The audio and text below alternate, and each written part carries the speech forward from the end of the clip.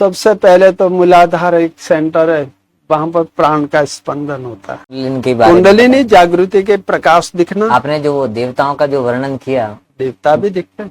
वो इतने सारे प्रश्न एक साथ थोड़े जवाब हो जाए।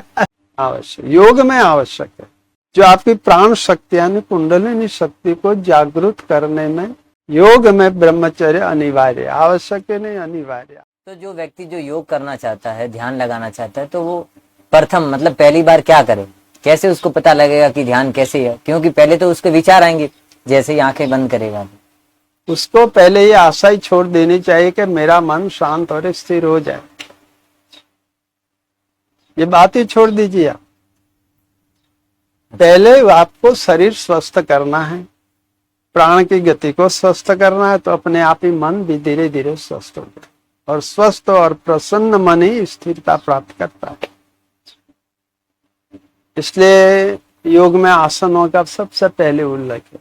आसन, प्राणायाम, प्रत्याहार, धारणा, ध्यान, समाधि, ये सब आसन मतलब बाबा रामदेव समझाते हैं वो योगा वगैरह बोलते हैं। हाँ, ये बोलते हैं, आसन को बोलते हैं। सिर्फ आसनों से भी नहीं होगा, उसके साथ साथ आपको आपका दैनिक जीवन सत्यमय, अहिंसामय, ब्रह्मचर्यमय और चोरी करने का विचार तक, दूसरे की चीज लेने का विचार तक नहीं करना, ये सारे नियम आएंगे तब योग सिद्ध होगा। ब्रह्मचर्य आवश्यक है, आवश्यक, योग में आवश्यक है, दूसरी जगह भी आवश्यक है, नो डाउट, लेकिन योग इसलिए महद, क्योंकि ब्रह्मचर्य क्या है?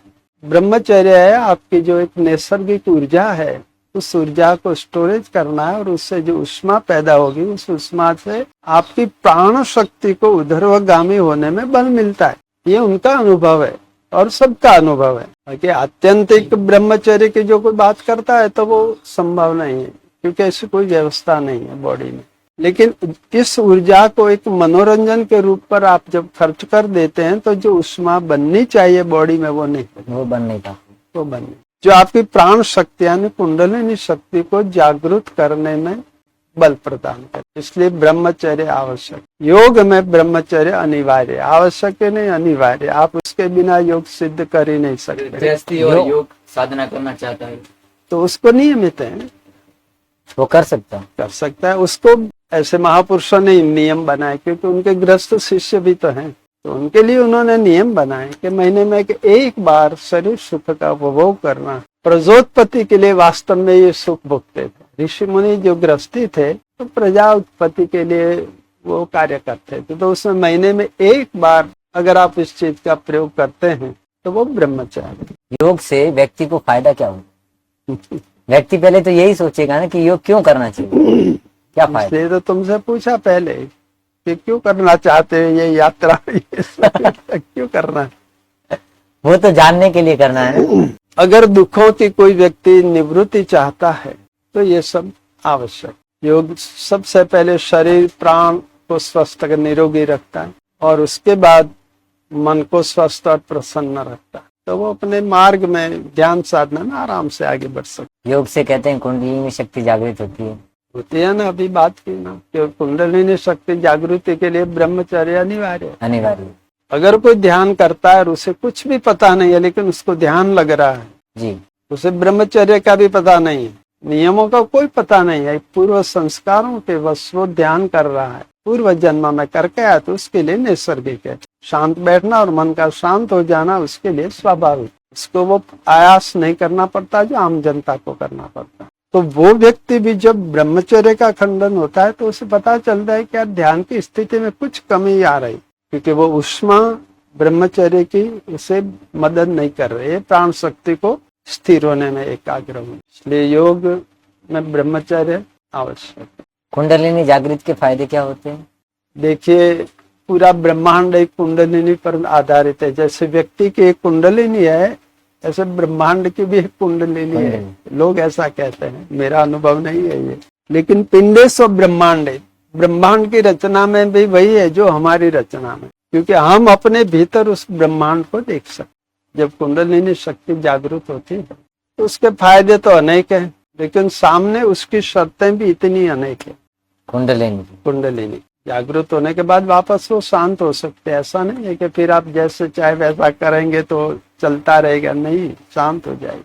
उसकी मन भी की एक बात सीमा को है। जान, कुंडलिनी जागृति के लक्षण क्या हैं वो भी जानना पड़ेगा उसको। जरूर। बाकी कुंडलिनी जागृति से अगर फायदे की बात ही करते हैं तो सबसे बड़ा फायदा है आत्मज्ञान की प्राप्ति। ये सबसे बड़ा फायदा, अपने मूल रहस्य को, सेल्फ रियलाइजेशन, वहां तक ये ले जाएगी तो आपका सारे दुखों का इलाज वहां हो जाए। मैं कौन हूँ उसका रहस्य उस समय खुल जाएगा। कुंडलिनी योग का प्रथम चरण है, अलग अलग चक्र होते हैं। जागृति ये प्रथम चरण, कुंडलिनी प्रथम चरण नहीं है। कुंडलिनी तो एक शक्ति है और वो अलग अलग चक्रों से गुजरती है, तो लोग उसको अलग अलग स्थान पर बताते हैं। कुंडलिनी एक ही है और वो जागृत होती है तब वो अपना कार्य शुरू करते हैं, अंतर्मुखी कार्य। अभी भी वो बाहर कार्य कर रही है, अभी बाहर की दुनिया में हम जो देख रहे हैं, बोल रहे हैं, सुन रहे हैं, सब वहीं से ये पावर है। और इसके लक्षण क्या है, कैसे पता लगेगा कि उसकी जागृत हो गई है? सबसे पहले तो मूलाधार एक सेंटर है, वहां पर प्राण का स्पंदन होता है। अगर कोई प्राणायाम के प्रयोग से करता है, योगासनों से, तो महसूस होता है कि वहां पर कुछ स्पंदन हो रहा है, स्पंदन। स्पंदन। ये गुरु जी आपका अनुभव है? हाँ, मेरा भी अनुभव।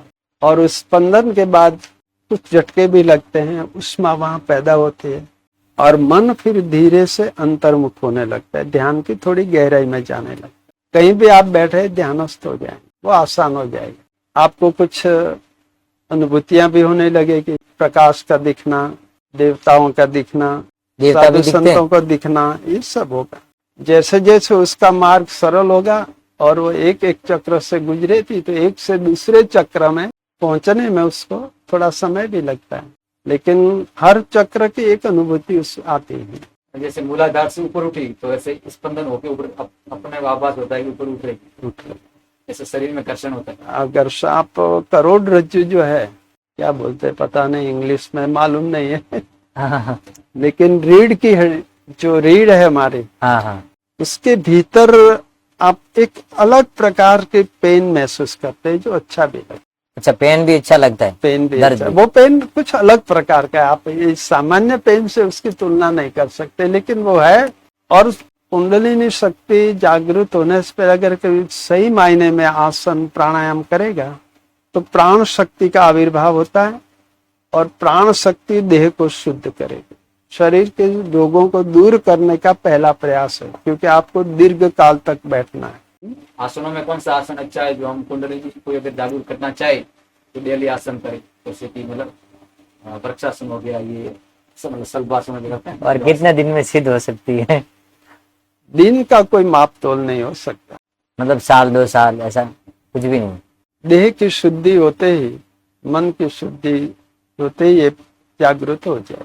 देह की और मन की शुद्धि ने तो भले पूरे जीवन योगा करो, पूरे जीवन कुछ भी नहीं, वह एक्सरसाइज बन के रह जाएगा। इसमें गुरु कृपा भी मदद कर सकते हैं, लेकिन शुद्धि अनिवार्य है, ये बात तो नहीं। गुरु जी, हमने ऐसा भी निर्मल होना आवश्यक है। हमने ऐसा भी सुना कि गुरु के द्वारा शिष्य को एक योग की अनुभूति होती है, ऊपर हाथ रखते ही कि उसकी कुंडलियां जागृत। देखिए, इतने सारे प्रश्न एक साथ थोड़े जवाब हो जाए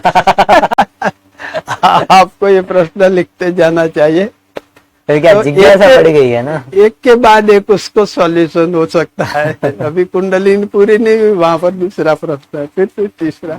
और कुंडलिनी के बारे में कुंडलिनी जागृति के प्रकाश दिखना, मन का शांत और स्वस्थ रहना, जी अच्छा कुछ घटनाओं का आपके भीतर आभास हो जाना, जी। और ऐसे कुछ लक्षण है जो कुंडलिनी जागृति के। आपने जो वो देवताओं का जो वर्णन किया, देवता भी दिखते हैं, वो मतलब अपने को जैसे वो सपने में जैसे दिखाई देते हैं या जैसे वो सीरियलों में दिखाई देते हैं वैसे होते हैं? नहीं, सामने भी दिखाई दे सकते हैं किसी को, बहुत सौ को सामने दिखते हैं, उनसे बात भी वो कर सकते हैं। नहीं, जैसे हम लोगों ने रामायण सीरियल में देखा, वो एक मुकुट होता है और पीताम्बर जैसा पहना हुआ है, वैसे ही वेशभूषा ऐसे होती भी है? होते हैं। देवताओं की अलग से व्यवस्था, आकृति में मनुष्य जैसे होते हैं, दिखने मनुष्य में? जैसे वो चाहे जैसे आकृति बना सकते हैं, तो कोई एक आकृति का बंधन नहीं है, लेकिन वो जितने निर्मल होते हैं उतनी उनकी त्वचा सौम्य होती है, सुंदर होती है, प्रकाशित होती है। सौम्य जानते हैं? सामने का नहीं?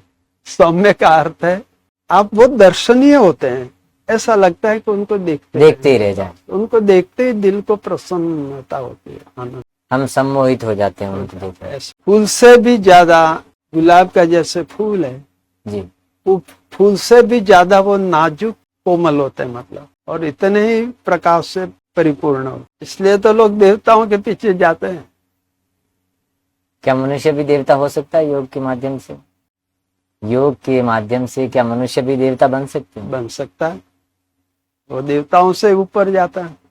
जहाँ देवता नहीं पहुंच सकते वहां वो पहुंचता है योग। योग से। इसलिए कहते हैं कि सभी देवताएं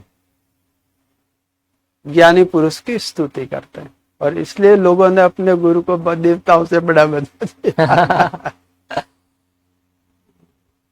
क्योंकि देवता भी वहां से नीचे रहते हैं, क्योंकि वहां तो फिर सिमट जाना होता है ना। देवताओं का भी व्यक्तित्व है,